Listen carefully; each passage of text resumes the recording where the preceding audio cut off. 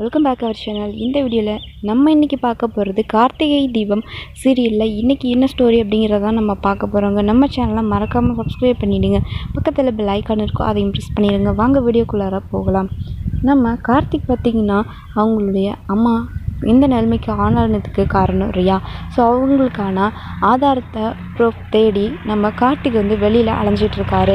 அதாவது அந்த மண்டபத்தில் கேமராமேன்னு ஒருத்தர் இருந்தார்.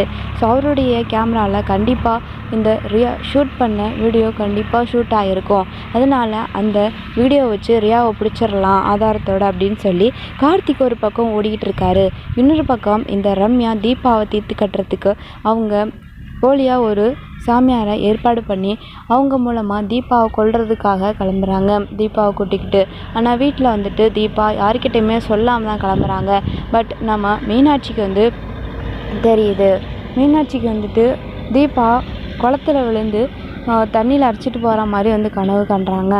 அதுக்கப்புறம் பார்த்திங்கன்னா அந்த விஷயத்த கார்த்திக்கிட்ட சொல்கிறாங்க. இந்த மாதிரி நான் கனவு கண்டேன். பட் தீபா யாருக்கிட்டையுமே சொல்லாமல் அவள் எங்கேயோ வெளியில் போயிட்டா. ஆனால் அவகிட்ட நான் கேட்டேன், நான் எங்கே போகிறேன்ற விஷயத்த என்கிட்ட கூட சொல்லலை கார்த்தி அப்படின்னு சொல்கிறாங்க.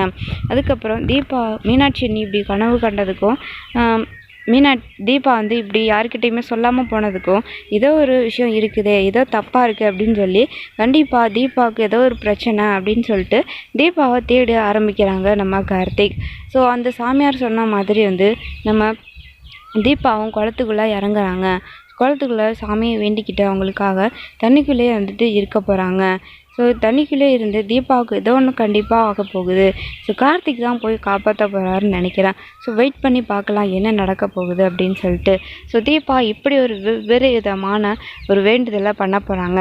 ஸோ தீபாவுக்கு என்ன நிலைமை ஏற்பட போகுது, கார்த்திக் எப்படி காப்பாற்ற போகிறாருன்னு நம்ம வெயிட் பண்ணி பார்க்கலாங்க. தேங்க்ஸ் ஃபார் வாட்சிங்.